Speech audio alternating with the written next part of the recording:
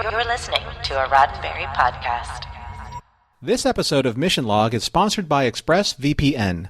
Secure your online activity by visiting expressvpn.com/missionlog today. That's expressvpn.com/missionlog, and you can get an extra 3 months free. expressvpn.com/missionlog. This episode is also brought to you by Eaglemoss Hero Collector Shop, home of official Star Trek collectibles and favorites from Battlestar Galactica, The Orville, Stargate, even Space 1999, and more. Discover 'Tis the Season for pop culture savings when you go to getyourtrekon.com. Mission Log, a Roddenberry Star Trek podcast, episode 430, Strange Bedfellows.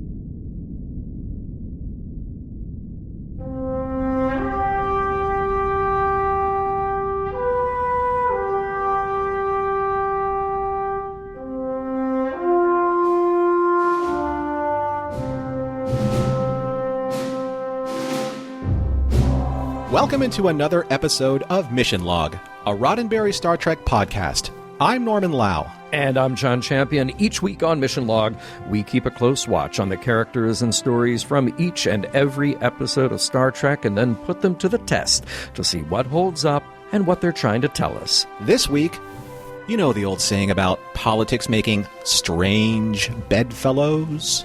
Which is a term that originates from Shakespeare. You're right, John. You're absolutely correct. And at that time, it was about misery. And this time, you could say that it applies to politics and misery. And definitely to Dukat and Kai Winn in the literal sense. Oh, yeah, it does indeed. I will be back to drop some trivia on you before our discussion. And before we do our thing, here's a quick word from our friends at Eaglemoss. Hey, fans. That's you and us. We're all fans of the official Star Trek starships from Eaglemoss Hero Collector. Oh, I don't know, be it the original collection of 5 to 6 inch starships, or the larger Star Trek Discovery collection, or the even larger XL editions. Well, those of you, like us, looking to complete your collections or simply purchase single starships for yourselves, or as holiday gifts, or for yourselves, well, your ships have come in literally. And guess what, John? The Eaglemoss Hero Collector Shop is open and ready to do the business. Yeah, business with me, with you, with everybody. And listeners of Mission Log can enjoy special holiday savings now. So go to getyourtrekon.com and take a look at the variety of ships waiting for you there. Many of them are shop exclusives.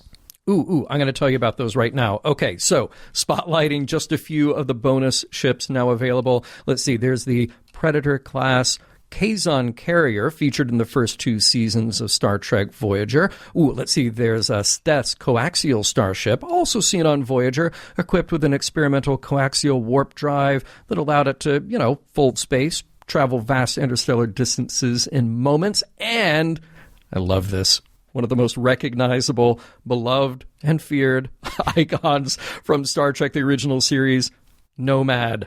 It's the Nomad probe. Yes, launched from Earth in the early 21st century, about now. Nomad was humanity's first interstellar vessel, but a run-in with the alien probe Tenru turned it into an engine of destruction. You know the story, and one of the USS Enterprise's greatest threats.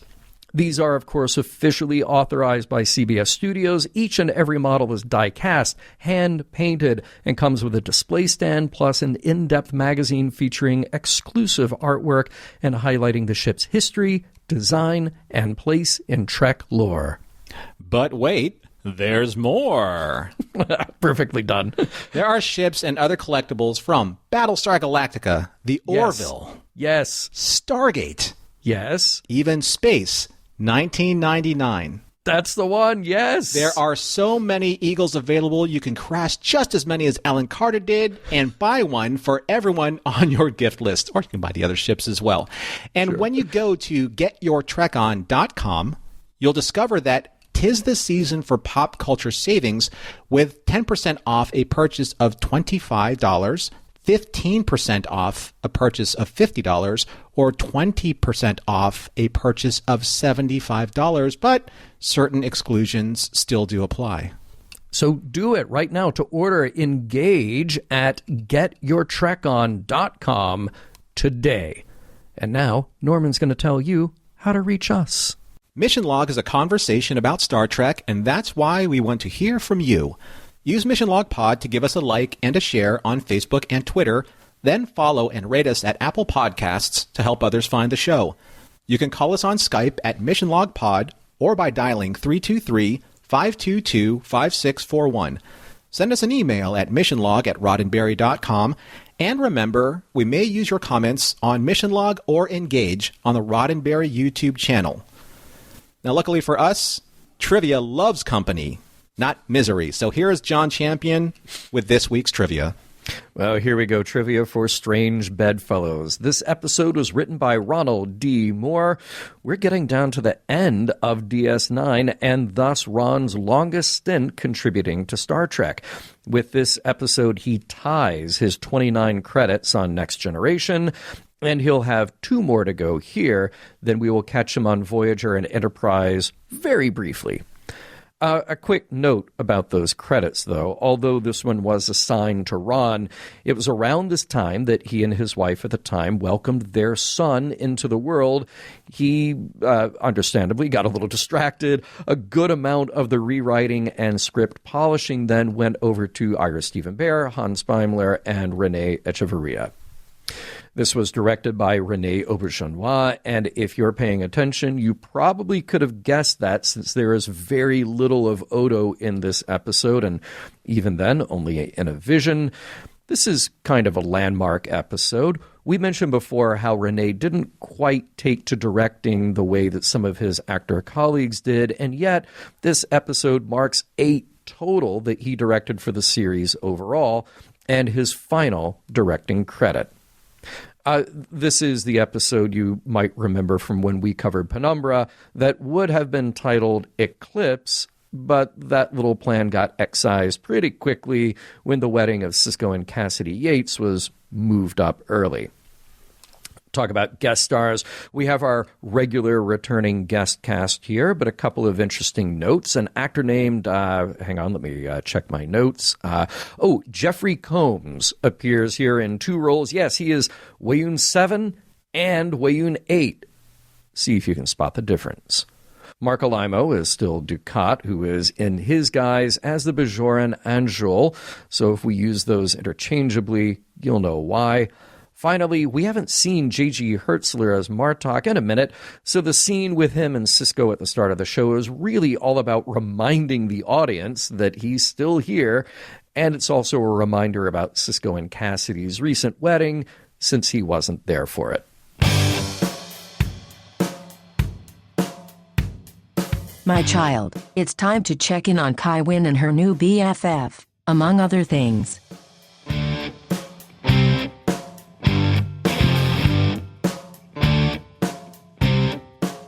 Prologue. Last time on Deep Space Nine. You remember Dukat was masquerading as a Bajoran, Sisko married Cassidy Yates, and Ezri and Worf were presented by the Breen as prisoners to Weyoun and the Dominion. So now Weyoun is awfully happy to have them on board. In fact, he's going to let them stay together in a cell so he can see how they comfort each other. The female changeling drops in to greet the Breen, the ones who she's been in touch with on her top-secret subspace array. It's only a matter of time now before they join the Dominion and win the war. Act 1. The treaty between the Breen and the Dominion will be just the advantage they need, but Damar starts reading the fine print. Sure, he'll be the leader of Cardassia, but the Breen and the Founders will also divide up a bunch of Cardassian territories. That leaves Damar incensed, left out of the negotiations and left to watch as what was the Cardassian Empire get carved up even further. Speaking of, the Klingons have attacked a Cardassian outpost at Septimus III, laying waste to the 11th Order. Cut to Captain Sisko's ready room, where Martok is basking in the certain victory. All the war talk leads Martok to congratulate Sisko on his marriage and then draw a not-so-subtle parallel between war and domestic life. Ah, Sorella, keeping the general in his place since their wedding day. Speaking of blissfully happy, there's Winn and Dukat as the Bajoran Anjul, laying in bed, passing a fruit plate and sweet nothings between each other. The personal and the political are hard to separate with these two, of course. Dukat sees an opening to remind Winn that she'll have to do what it takes to take her rightful place as leader of her people, even and especially if that means she needs to move the emissary out of the way. Ezri and Worf are hanging in there, literally strung up by their feet in a holding cell on the Jem'Hadar ship. They're on the way to who knows. And Ezri, as she does, is getting space sick. Act 2. A scene of domestic bliss as the newlywed Siskos unwind in their quarters on DS9. Cassidy is amused that her closer proximity to the emissary comes with all kinds of new interest from her colleagues, which reminds Ben he always blesses Bajoran women who want to be mothers each spring. Cassidy want to come with him this time? She's not interested. Now on Cardassia Prime, Worf and Ezri explore their escape options. Their closeness just encourages more arguing about Jadzia's personal life, adding more stress to the already tense situation. Weyoun enters to ask if they would be so kind as to help make sense of the data that came from their mental probes, an offer he says can get them life in prison as opposed to execution from the Cardassian tribunal. Damar naturally stands by with a quick recap of how the Cardassian justice system works. As Weyoun pushes his prisoners, it gets really personal when he says Ezri surely doesn't want to die without Dr. Bashir knowing how she feels about him. That was all Worf needed to hear. With a snap of the neck, this Weyoun is dead, dead, dead, much to Damar's amusement. But then there will be another Weyoun clone in his place soon. Regardless, Weyoun and Ezri are still scheduled to die in 2 days. More canoodling, more pillow talk between Winn and Anjul, Dukat, but that's interrupted by a vision from the prophets. So she thinks. It's Pa race, and the vision is lousy with them. Glowing red eyes and everything, they encourage her to follow her path and help them be restored to their rightful place.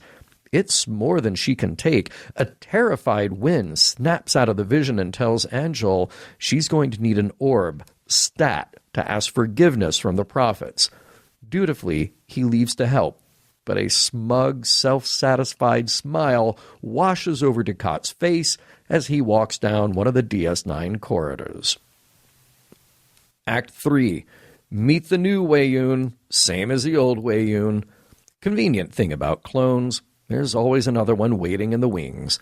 Damar is amused, but the amusement quickly turns to resentment when he is pushed aside by a couple of Breen operatives who are given full access to the Cardassian database.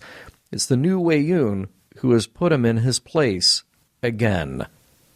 Back to Worf and Ezri, who are still looking for any way at all to escape their impending execution. They do all right up to a point. Escaping the confines, securing weapons, taking out a few Cardassian guards along the way, just to be caught again.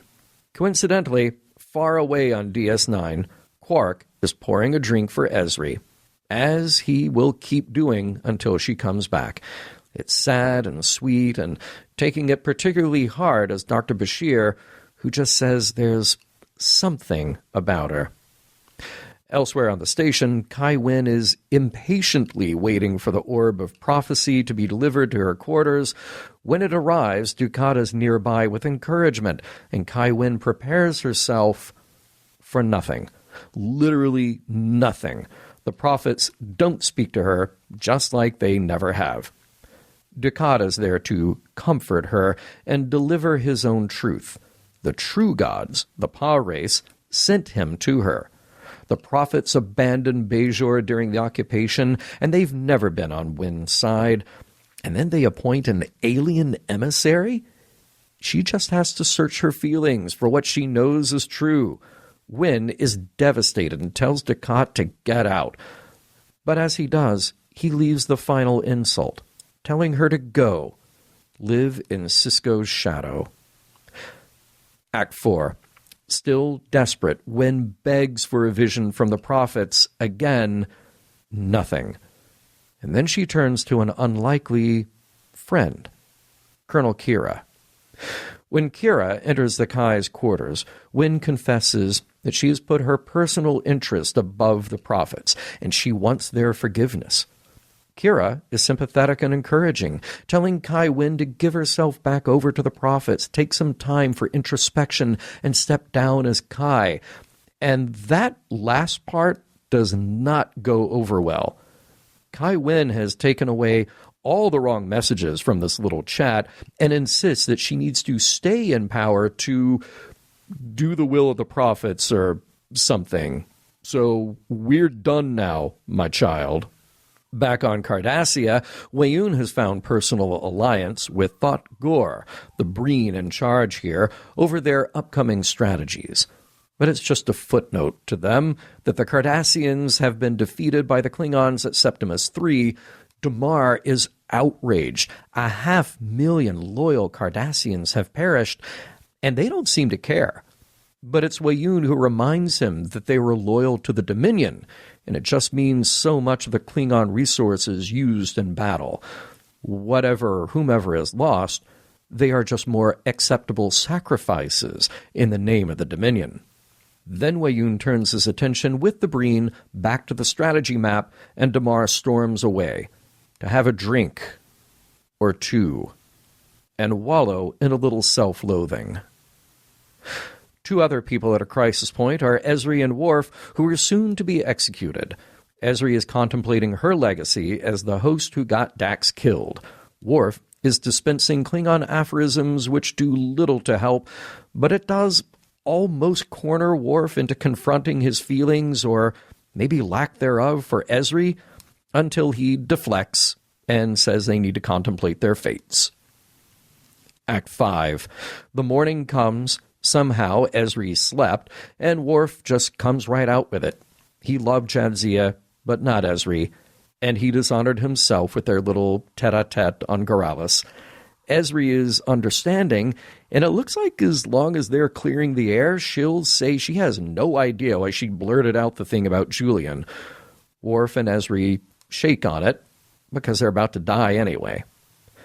Damar shows up with 2 Jem'Hadar guards, but a funny thing happens on the way to the execution.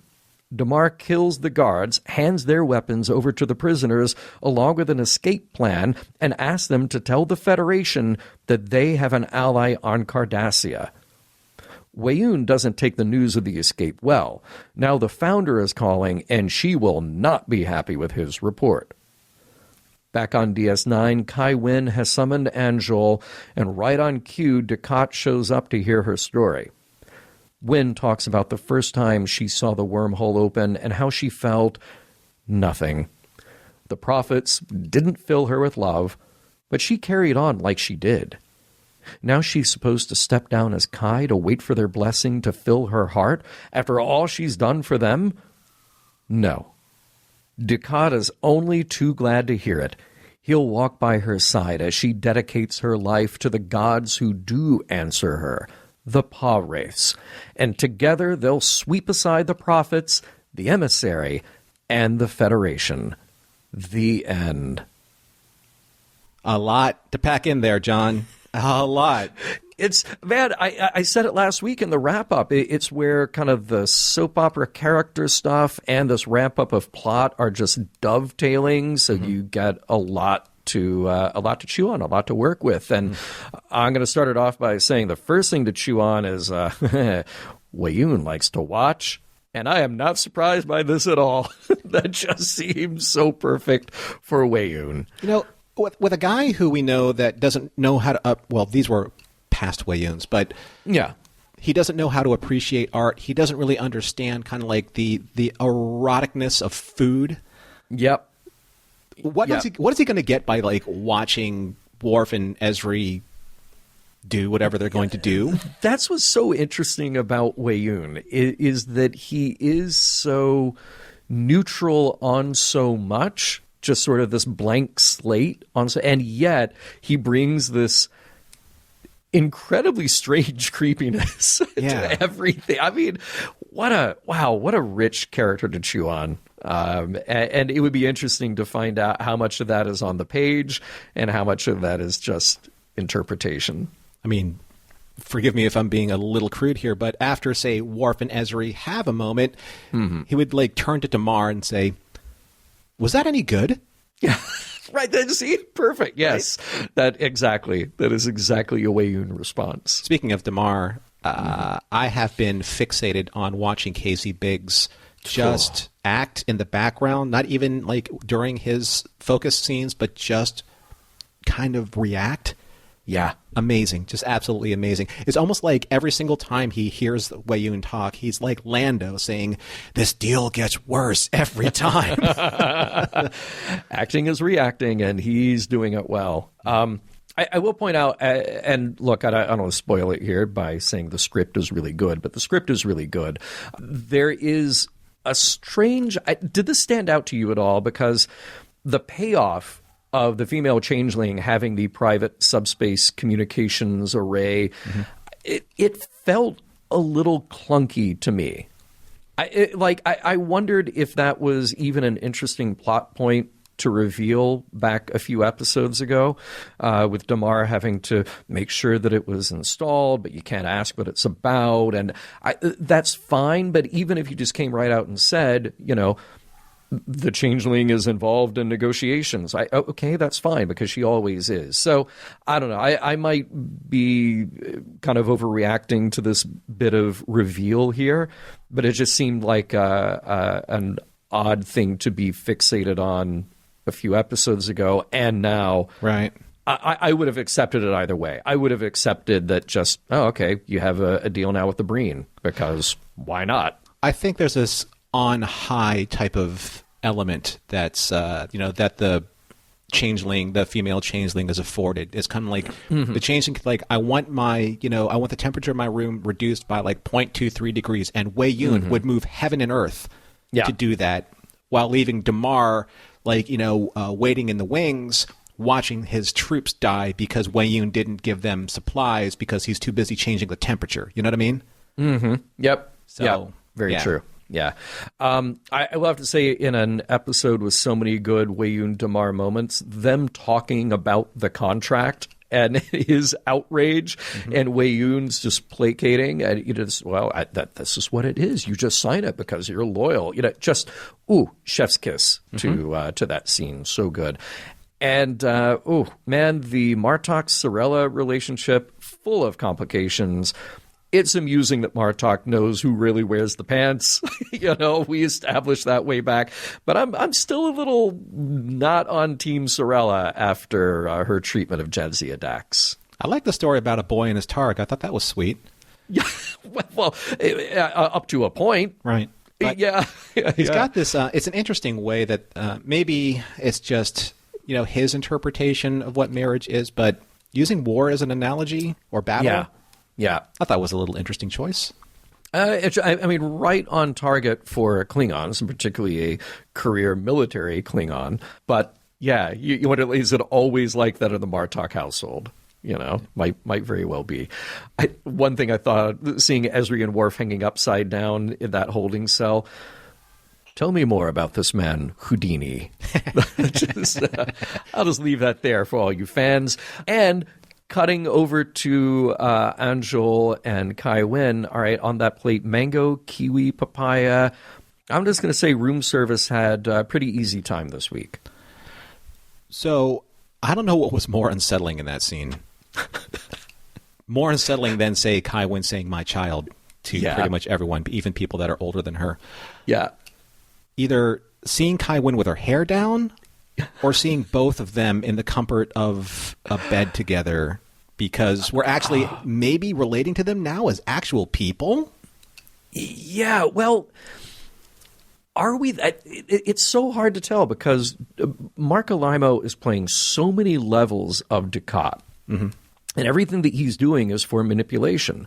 So he will do this. He will go to bed with her to manipulate her to his position. Kai Winn, you have to have this certain level of sympathy, just saying that, oh man, she is being played in every possible way. Yeah, way. It's amazing. Yeah. It's so interesting. Well, more to come. Well, for somebody who has been playing people in every possible way. Exactly. Yeah, that sympathy only goes so far. Yeah. Was that conversation between Sisko and Cassidy, is it a little weird that Sisko has been performing the duties of emissary even when he didn't really believe he was? And it's still really not part of his culture. Like, every year I bless these women, whatever. I it just seemed a little strange to me. I'm like, now he's far more on board with being the emissary because he knows that he's part prophet. But apparently all this time leading up to this, every spring I bless them. It's just I just wave my hands. I say some words. Yeah. Yeah, I like when Cassidy stood her ground about that because she's like, hey, look, these are your beliefs. They're not mine. Yeah, right? That is the mixed marriage. Sisko is the emissary, and Cassidy's like, I don't believe in the prophets. I married you. I married Benjamin Sisko. Yeah. The rest of this stuff, that's your baggage, not mine. I am on board for that relationship, yeah. I would like to throw a challenge out there for all of the DS9 cosplayers. Mm-hmm. I hope to see somebody in a convention soon wearing the Deep Space Nine grays and blacks, but wearing a chef's apron with it. Good call. Because I like that deep cut. I like seeing that deep cut reference. Good call. In a cosplay. I know that we're going to get into Worf and Ezri a bit, but I got to plant this. I got to plant this early that Worf slut shaming Ezri, not cool in any possible way. No. To be continued. Yeah. I will again express my amusement at the efficiency of the Cardassian legal system. A nice little callback to previous episodes. Yeah, there's a scene that follows that, or shortly after, where Kai Winn kind of she proselytizes herself in front of her altar, with her faith being completely upended, and they could have easily zoomed in on Mark Alimo as Dukat, kind of wringing his hands and twirling his mustache, but they didn't. Mm. They left him out in the background in soft focus, but let him linger. Yeah, and Good that call. He was like, yes, this is working. Yeah. But they kept the focus in the foreground on Kai Winn and her suffering. Yeah. So I thought that was really interesting. Good call. There's I like clocking in with Damar's reactions. He's slowly breaking down over time, especially when the Breen are given all access to his command station. That's basically like hiring somebody new and letting them kind of sit down in your office, use your phone, use your computer, do all the business that they need to do. Yeah. But it's still your office. Yeah. Right. And I'm very interested in the Breen, mainly because I'm so amused by their voices. It's like the evil version of all the adults in the Charlie Brown cartoons. Right. More of those, please. Yeah. I actually really like Quark's gesture, the missing man-woman formation for Ezri. I thought that was actually super. It was touching in a way. Agreed.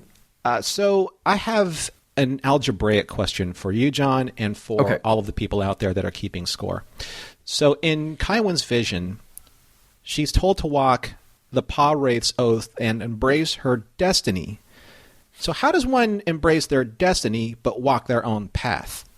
That's just the algebra of it. Interesting. Yeah. Destiny is a pre-planned direction for one who believes. Yeah. So, no matter what you do, you're already walking the path of destiny. Exactly. No matter what choice you make. Yep. I love Dukat's explanation about the prophets in that scene. He's not wrong. Oh, so good. Again, in an episode with so many good scenes, that is a great scene. A great scene acted by Mark. I think Mark's actually giving us a little more extra than even in Dukat in some of his best scenes. It's just he's cutting loose. Agreed. I'll do whatever it takes, Kai Winn says, except for that. It's like that Meatloaf song. I will do anything for love, but I won't do that. I won't do that. Yeah. Yeah. That's delusion, people. That's absolute full circle delusion. Yeah. I thought that the scene where I thought Damar was going to actually throw his Kanar bottle at the mirror, being that tropish scene, but I loved actually how he threw the Kanar at the mirror, making his reflection muddy and slimy and distorted as opposed to broken. Oh, like visually, so it's just because he's in that dark, deep, muddled mentality of his own soul. His soul is just putrid. Yeah. Right? Also makes me not want to drink Kanar. Or Jägermeister, for that matter. Yeah. That. No, don't. Stay away from that. Yeah. I'm so amused by the very existence of the orbs. Like, it's just kind of there. Like, oh, you want a religious experience? Here you go. Except for you, Kai Winn. And those orbs are just around. You just get them. Yeah. I know. It's like Crackerjack Bajorn. Yeah. There is no honor in self-pity. Really, Worf? Really? So you want to tell that to Vic after Jadzia was murdered?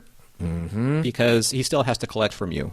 Yeah. He burned through a few weeks of, Vic's good graces by doing that. Yeah. And following right up after that, nothing made me happier than to hear Ezri say, Worf, I've had just about enough of your little Klingon aphorisms, because let me tell you, Ezri, so have I.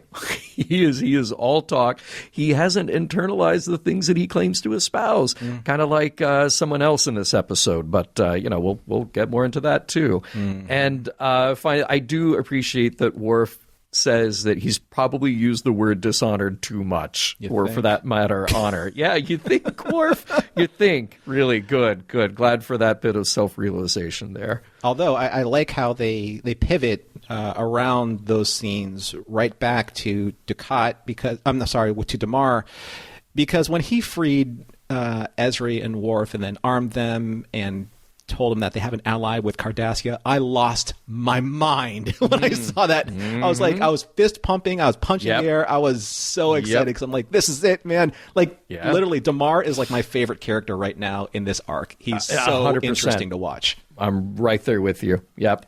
The scene when Dukat comes back, he's summoned, Angel's summoned, and Sabor's like waiting to greet him. And when Kai Winn says, just let him in, he just has this most exhausted, like, wave, like, just, all right, I don't care anymore. I really don't.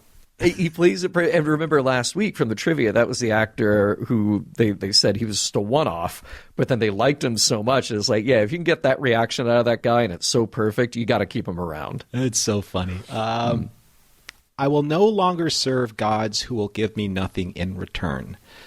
I just want to plant this seed because we're going to be going into discussion soon, but even though Kai Winn said this line, you could easily have written this line for Damar as well. Good call. Only the question is who is actually following their own path at the end of that realization. So maybe we'll come to it. The Breen hang their prisoners upside down? I'm starting to think that what's in those refrigeration suits is a wampa.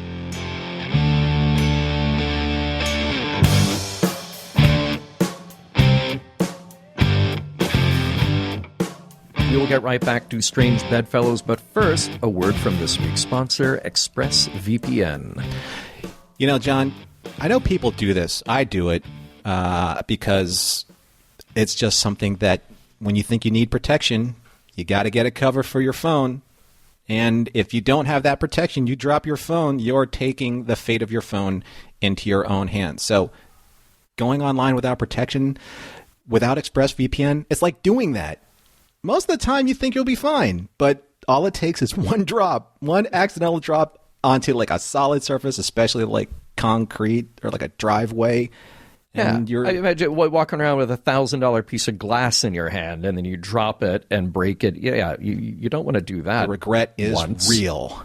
It is. So, and what you're describing, that is exactly why everyone needs a VPN. Because when you connect to unencrypted networks, it doesn't matter where you are. You could be in a cafe, a hotel, an airport, whatever. All of that online data going back and forth to your device, it is not secured. Any hacker on the same network can gain access and steal your personal data. And that personal data could be all kinds of things, passwords, financial details, things you do not want shared out. And honestly, it doesn't take that much technological know-how for somebody to do it. I mean, just some cheap hardware is needed, and a smart 12-year-old, I'm even going to say a smart 11-year-old could do it. Yeah, probably so. Probably so. Now, your data is valuable. Hackers can make up to $1,000 per person selling personal details on the dark web. Yeah, so continuing the analogy, imagine your phone being data, and imagine the cover on your phone and the protective glass that you put on there being kind of like ExpressVPN. It creates this secure and encrypted tunnel between your device and the internet, or between your phone and the ground, right? So it can't be damaged, it can't be hacked into, hackers can't get to your sensitive data. It's super secure. It takes a hacker with a supercomputer over 1 billion years to get past ExpressVPN's encryption. And to do so... I have that kind of time, by the way. I have that kind of time. So, yeah, if it's going to be 1 billion years, I'm good with that as the measure. Would 11-year-old just be 1 million years then? It could be. A smart 11-year-old. But is he smart enough to get past when you fire up the app with one press of a button, click one button, and get protected? Right?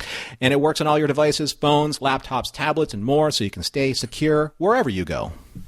Yeah, exactly. So what we love about ExpressVPN primarily is that it is secure and safe. Our online data is not getting shared. And most importantly, it is so easy to use. You look at the app, you hit one button, and you are on. You are protected. So secure your online data today by visiting expressvpn.com/missionlog. That's expressvpn.com/missionlog. And you can get an extra 3 months free.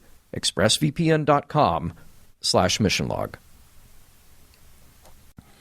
Oh, Norman, it's such a tragedy in this episode that the prophets, they won't talk to Kai Winn. Why not? Why not? You know, maybe this is the time that I'm on board with the prophets. Is like they see that coming from a mile away, and they're like, "No, we're not helping you. We're not going to even give the impression of endorsing who you are and what you stand for. We're going to be over here in the wormhole and not visit you." Yeah. Now, here's the thing, though. They are the prophets. They are the wormhole aliens. They exist. They could have just shown up and cleared up this whole thing.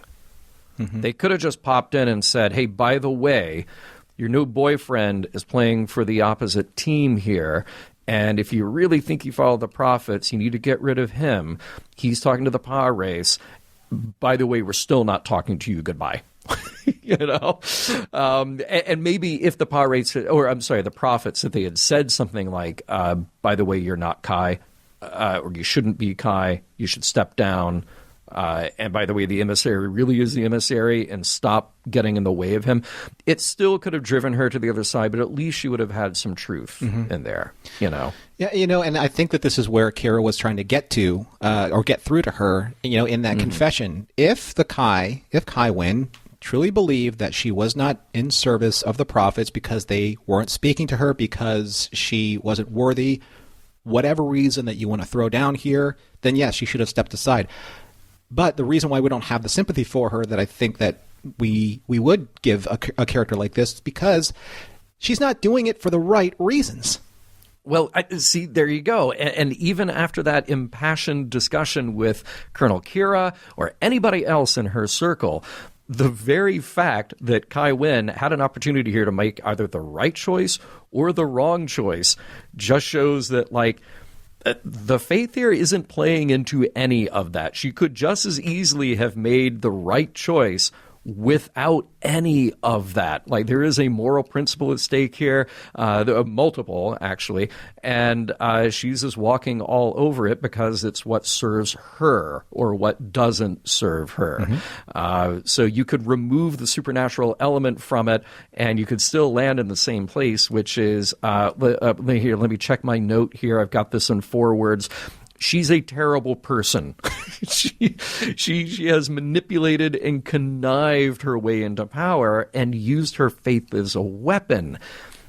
And along the way, I mean, think about it, because I think we still can maintain this shred of sympathy for her because she has lost a piece of herself in all of this. Yeah. You know, her sense of empathy and self-worth, if she ever had any of this. I assume she did at some point, because it's all about moving the next piece on the chessboard. Mm-hmm. You know, so that crisis of faith that she has, it is heartbreaking, and it's necessary, and it's very emotional. It's very sad. She's someone who thinks about the power of faith, but doesn't actually feel it. And there is a tragedy to that you can sense and you can really feel through the powerful emotional acting here. But at the same time, she is the worst of the worst, and somehow you can feel sorry for her. Yeah. Just not her choice to be a total nightmare, because she is faced with this choice, and she just slips right on by being the same terrible person that she was before. This is... Well, and we'll get into Damar as well, but I think this is one of the most interesting character developments on Star Trek overall in a long time. And I wrote down the same line that you did. I will no longer serve gods who give me nothing in return. That is just so dark on so many levels, and it really exposes the lie of her faith all along. It's about serving. It isn't about seeking something in return. That's what faith-based systems, are supposed to be. You at best, yes. Yeah, I mean, that's the expectation of it, right? Yeah. Turning a little bit more towards this whole quote-unquote the war at home motif that's happening in this episode, I love some of the more overt examples that we have here. Of course, Martok and Sorella talking about the Klingon marriage as being a battle back and forth between willpower, what's happening with Cassidy and Sisko in his quarters, what's even happening, say, with Worf and Dax, being captured by the Breen. But I actually saw this being most focused on in the relationship between Weyoun and Damar in this episode. Because right from the very start, actually from the last several episodes, starting all the way back with Penumbra in this epic conclusion, it's always about Weyoun not telling Damar what he needs to know, Damar demanding to know the fate of his people, Weyoun saying, just go with it. Just sign the contract. Just listen to what we have to say. Yeah. So it's this whole aspect of, again, blind loyalty, like with Kai Winn, versus questioning such loyalty, causing the tension between the two of them, causing them to just continue to tear at each other over the course of these episodes. Weyoun doesn't even really care, right? Weyoun's like, clearly, I'm always right. I have faith in the founders. My faith is absolute. Your faith should be absolute as well. Where's the problem? But that is the problem, right? Damar thought he was a believer in the faith. But was he? Because they gave me power. They gave me prestige. They gave me autonomy up to a point. Yeah. Up to a point. So what did it cost him? It's costing him his soul, but then it also cost him, in this one great revelation, 500,000 Cardassian lives. Just because he believed that the founders were going to deliver them as the ultimate power in this war. No, because now here are the Breen. So I just want to focus on this one particular exchange that really kind of brings this home. Damar says, you condemned 500,000 loyal Cardassians. Weyoun says, if there were truly loyal Cardassians, they died willingly for the Dominion. There can be no greater sacrifice. Okay, so that goes back to a while ago when Weyoun said, how can a god be wrong? But Damar... starting to now question if these gods actually served any purpose that I believe in, they would save my people. There are two words that we don't use together too often, which is integrity and Cardassians, because because our examples have been such like, Gul Dukat and Garak, and I'm not, Garak certainly has many positive qualities, but you also have the feeling you can't trust him further than you can throw him, unless you're Dr. Bashir, and then he's totally on Bashir's side. But what's so interesting here is this realization on Damar's part. Even if I am the leader of Cardassia and the Cardassian people, that leadership is built on a lie. If I can't face him and say, here's what you sacrificed for, here's why we followed this course of action. Here's why we were with Dominion, and here's what that means. You know, it's all of that is just summed up in these intimate, personal scenes. And as you pointed out, these incredible personal reactions that he has to what's going on around him, realizing that he's being played, and realizing he's just this cog in this wheel, or this cog in this machine. And the longer he goes along with that, the more it strips away any validity he has to a position of power that he might be able to claim over what's left of the Cardassians. I love it. I love how perfectly this has come together for him. And going all the way back to one of the observations that you chimed in on about how is it different between Dukat and Kai Winn, they're similar up to a point. Kai Winn claims to have sacrificed so much in the name of the prophets, in the name of her faith, believing that they would one day deliver her from whatever plight that she was suffering. The same with Damar. The Damar was like, we want you to give Cardassia its prominence again. He sold out his people. He sold out his loyalty and his faith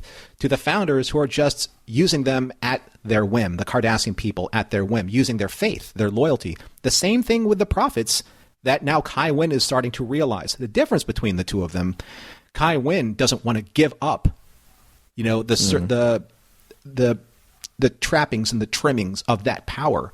Damar's like, no, this has got to stop. Everything that they gave me, all of the benefits that gave me a leg up in terms of being this powerful leader, it's not worth it. It's not worth it knowing that millions of my countrymen are dying for nothing. Yeah. Absolutely nothing. And what's so interesting is you can sense this turn of events coming for Damar, but you don't know to what extent. You don't know how it'll play out. It was just handled so well dramatically. It was wonderful. Yeah. And I'm with you. He's the most interesting character on the show right now. He really by is. Far. You know, there's a lot still coming from, you know, Mark Alimo is just turning in this incredible performance as Dukat / Angel. The turmoil in Kai Winn's life is really interesting. But man, it's great when you can take a quote-unquote enemy and turn him into somebody who you're pulling for. Yeah. And we've absolutely done that with Damar. And this, by the way, just kind of going back to the whole pretense of how we do mission log, this is why I'm glad that we're watching this in order with fresh eyes the way we're doing it, because I would not have wanted one thing in Damar's previous episodes to tip me off or to me just, you know, to blurt out what was coming. Like, oh yeah, of course he's doing this because we're showing the cracks that will lead to this. Like, no. This is absolutely the way to watch it and to get into the story as it unfolds. It's fascinating, and I'm here for more. And just to clarify, we know that Cardassia represents fascism in this universe. We know that Damar is the leader of Cardassia, ergo, the leader of this fascist regime. That's not what we're supporting here. We're supporting this character turn of a person at the very base of their character, caring for the future of his people, who he may even turn away from that type of regime based on what he has learned in his experience. Yeah. But let's shift again from this probably the most interesting character in the room in the series right now, to my opinion, who is the least and most uninspired character I think that I've seen in recent episodes. I'm ready. I'm so ready. This may upset some people, but you know what? If I'm not being honest, then I'm not doing my job here on the podcast. Yeah. Honestly, I'm done with Worf, John. I am so freaking done with this character. Even though he tries to redeem himself towards the end with a mea culpa, it is a mea culpa that is way too late. Way too late. There's this exchange that just riled me up. He said to Ezri, I dishonored myself. I know how often I use that word, maybe too often, but in the case it is appropriate. Whoa, no. You have no idea. No. That's not how this works. You can't just continue to apologize for dishonorable actions and make them honorable by virtue of apologizing. No. You do not act honorably, Worf. Over and over again, you do not act honorably. That's where I'm driven to the point of frustration with how his character was written, especially in this season. Yeah. Now, yes, he was sincere. I understand that. But it's just not believable from a character development standpoint. Well, I'm going to throw another kind of dart at this target, this easy target here, but it's necessary.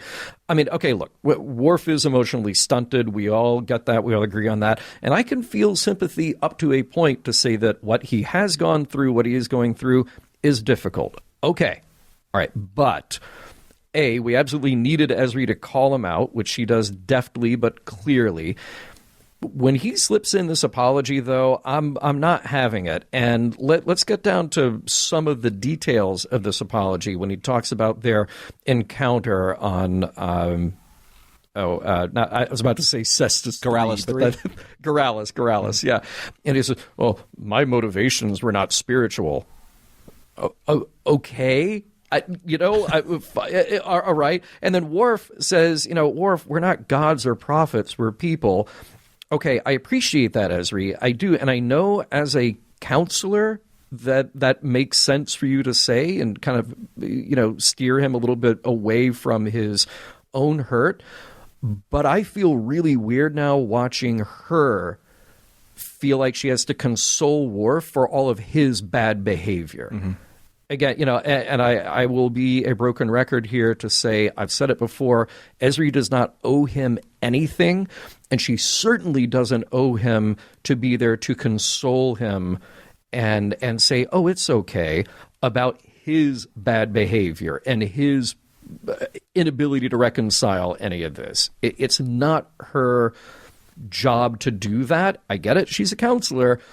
But in the context of their relationship or lack thereof, she doesn't need to be that capitulating to him. And then, and what does Worf say? Oh, I do not hold any malice toward you or Dr. Bashir. Oh, really, Worf? Okay, except for absolutely freaking out on her every time. I'm sorry, dude, but the words are just too little too late. This is one of those cases where actions speak much louder than words, and his actions have been reprehensible. Right, and that's where the code of honor being, overly used, even for Klingon standards, is in question, because people of honor, men of honor, warriors of honor, like Worf, who espouses himself to be, he would do that by action. He would do that by example. Not by trying to explain away the actions that he took towards Ezri. But Ezri you can't take her off the hook either. She's a bit of enabler in this situation. Because she could have easily turned Worf away on occasion, but she also did cop to, I shouldn't have probably gone as far as I did, on Corrallus 3. Yeah. So there was that. I'm not going to say that it justifies Worf by any means, but at the same time, though, she was there. She did reciprocate up to a point. Well, there's a part of her that is Dax. Mm-hmm. Ergo, there is a part of her that is Jadzia. Sure. But she has full agency and ability to do whatever she wants with whomever she wants, and that's where it gets really disgusting with Worf being so possessive over this and terrible and sort of defining what their encounter means. Mm-hmm. It's just a mess. Well, that's why I said, back in when I was we were reviewing Penumbra, who exactly was Worf kissing?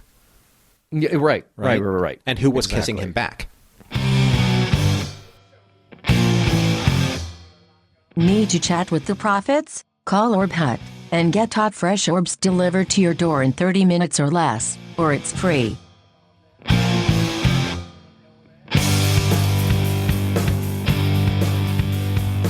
Well, it's time for your Strange Host Fellows to talk more about Strange Bedfellows and how it all adds up in the end, and whether it holds up, and what we could possibly learn from this episode. So, Norman, I think we have some strong feelings here in many directions on this episode. So why don't you tell us first, does this episode hold up for you?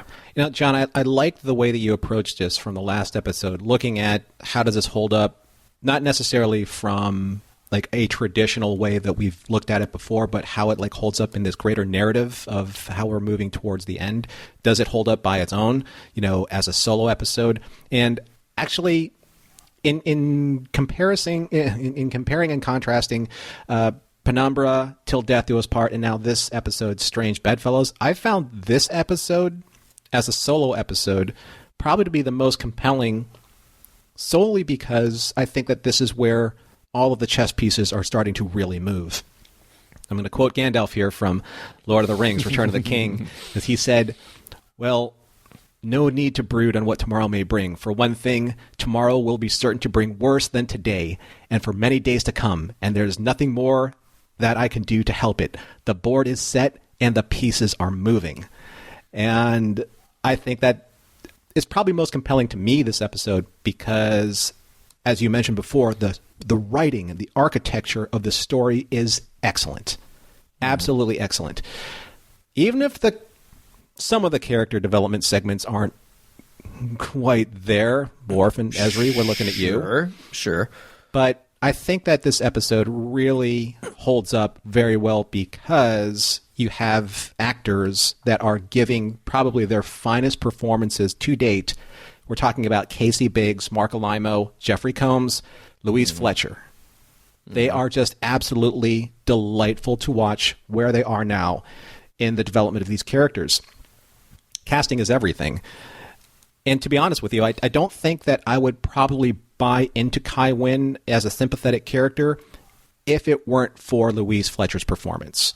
The character is very route when it comes to a character I've seen like this before.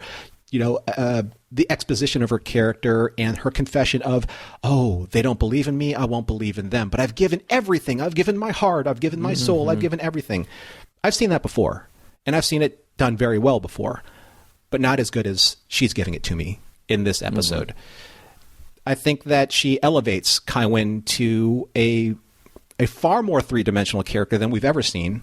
And believe it or not, someone who I actually find sympathetic in some respects, especially in probably her most exposed confessionals up to a point. Yeah. Well, that is what's so interesting is, we were saying that sympathy goes only so far because you see somebody who is hurting and you care about that. And then you kind of step to the other side and you go like, but wait, but all this is something that she has brought on herself and continues to make the wrong choice given every opportunity. So that sympathy is one way, but then your sort of intellectual take on it tempers that sympathy a little bit. Yeah. It's magnificent. Yeah. So it sounds like it holds up for you. For those reasons, yeah. Yeah. I mean, again, we always talk about how this final stretch is going to be the episode individually and as part of the whole.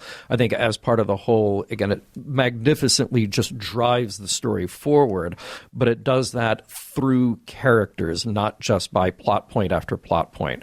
So this does that thing very well again, where you take these compelling characters on their own journeys and the plot points that drive the story and just blend them together to where they make sense. They actually fit, and you're along for the ride, even as crazy and as extreme as it might be, like, say, a Cardassian masquerading as a Bajoran and hopping into bed with Kai Winn, Like, these are crazy things on the surface, but we're so bought into the story that it works.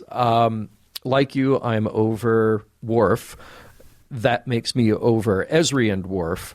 But purely on what we see here on the strength of Damar and Kai Winn, this episode just builds and builds and builds. So, looking at it in context, it works very well on its own, except for, again, some of these breaks in pacing, and that mostly just goes back to the Ezri and Worf story. It works spectacularly well as part of the overall arc that we're into right now. I'm repeating what you said. The strengths are the scenes with Winn and Dukat and Winn and Kira, which mirror each other really nicely, just brilliantly done. And watching Winn's faith unravel, it's just compelling because it is so completely and utterly tied up in her as a person. And just, finally, Damar, it's not just because there's a heroic change, but it's because all of this is with him and Weyoun. It is completely earned. The script here and previously does a really good job of laying the groundwork without telegraphing what's coming. Mm-hmm. Something that I left out of the trivia, but I kind of hinted at it a couple episodes ago, is that so much of what's happening in this final 10-episode arc, or 10-hour arc, was not plotted out in detail ahead of time. So leaving a little hint like Damar drinks. Okay, that was not set up as a way to have Damar turn into a heroic character. It simply wasn't. It was a character trait that was decided on early just to say, what if this is a trait for this Cardassian? Now let's see where we end up. And it's one of those kind of like happy accidents, and we've talked about that in retcon when you do something like give Dr. Bashir this character trait of, well, he was genetically engineered. So now what does that do to help answer the things that came in the past? Mm-hmm. Well, here's a little nugget that got dropped in the past, Damar drinks. Where does that lead us in the future? And without super planning this big arc, we actually landed on something that feels very earned, very natural, and very organic for the plot and for the characters. So it's magnificent to see this unfold here. Mm-hmm.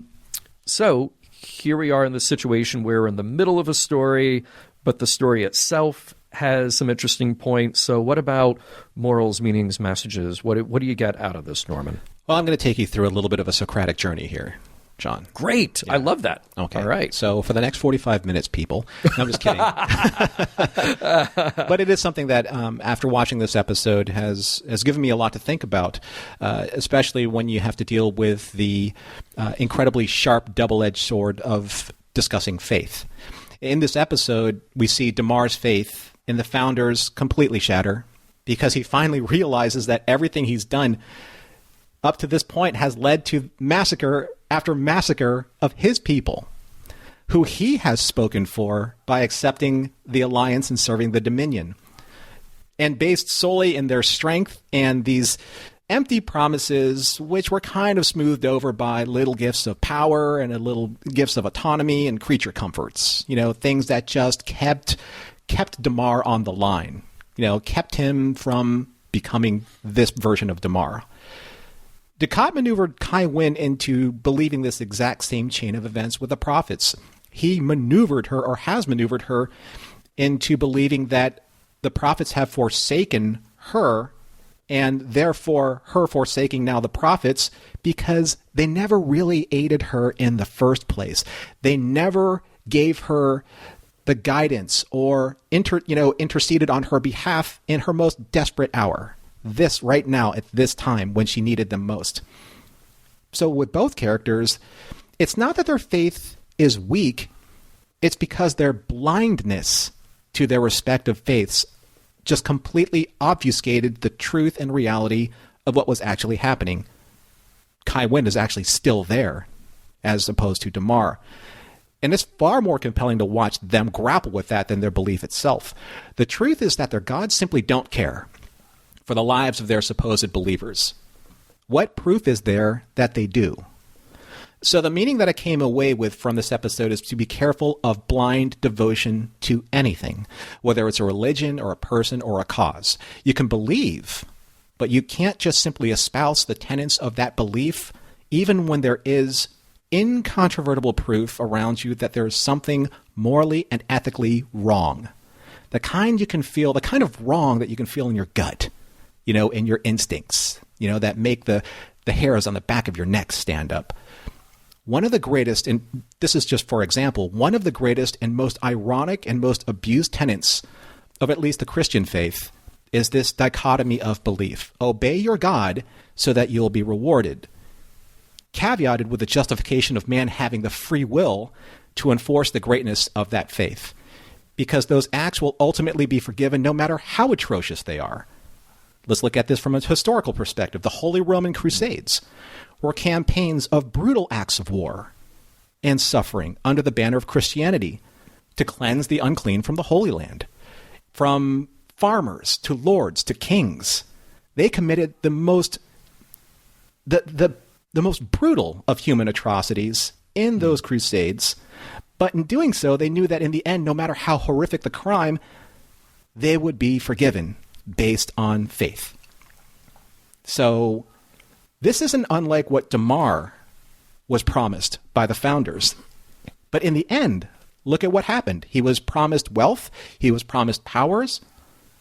Just like the farmers and the lords and the kings were in the Crusades, it wasn't about what God willed. It was about individuals using that mantra as the means to an end. That is not necessarily the moral, but that is definitely the message that I came away with from this episode. John, how about you? There's not actually a lot more that I can add to that, because I was kind of pondering the same things, because I think they play out dramatically here very well. I think just to go a slightly different direction very quickly, the exciting thing to see about a guy like Damar is that he exemplifies an idea that principle far outweighing politics. And that is something that is rare to see. And I think a lot of people would agree with me that it's rare to see right now in the period that we're in the early 21st century, that we hope for people of principle who can eschew party line, who can step out of that and actually see principles that are at stake and take a moral, ethical stand regardless. So seeing that dramatized and something that we can pull for, that should hopefully be inspiring and hit home. Now, what you were saying about faith, I can't add a lot to that because there's so much to chew on when it comes to Kai Winn's journey, or even Kira's attempt to walk her back, or Dukat's exploitation of that faith. The faith is getting stretched and pulled in so many directions to where it just kind of falls apart like crepe paper, you know.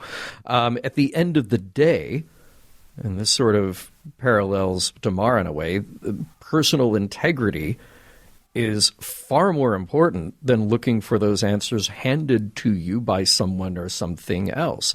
And I guess in that respect, you know, Damar and Kai Winn's journeys are similar. They just happen to be going in very opposite directions. You know, what's so interesting in Kai Winn's journey is that it gets back to a question that I often pose about people of faith who are in power and arguably, for some, abuse that power. How can you tell the difference between someone who is a genuine believer versus someone who is cynically exploiting the language of faith for their own personal gain? The problem is that most of the time you can't, because there's no objective test. Now, Kai Winn, interestingly, is both.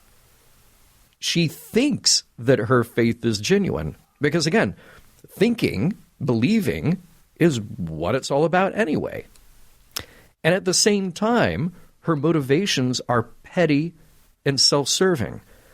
And there's no check on her faith as a factor in any of this. So what she says just goes.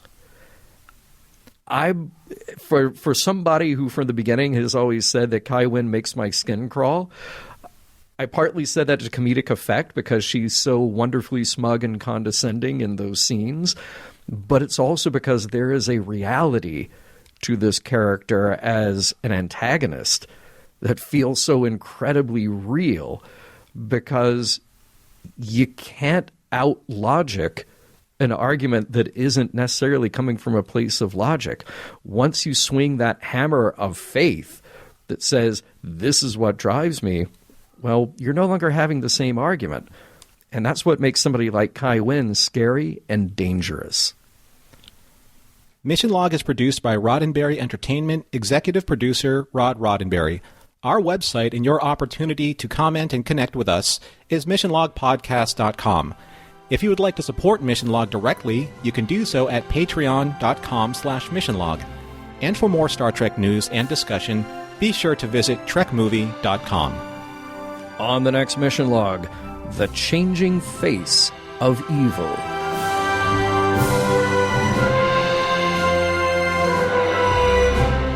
Some of the music for Mission Log provided by Warp 11, online at warp11.com. Special thanks to consulting producers, Adam Brusky, Matt Esposito, Homer Frizzell, John Mann, Mike Richards, and Mike Schabel.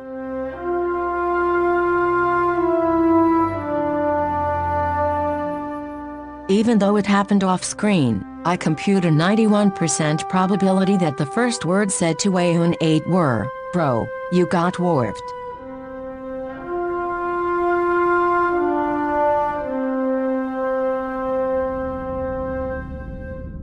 End transmission.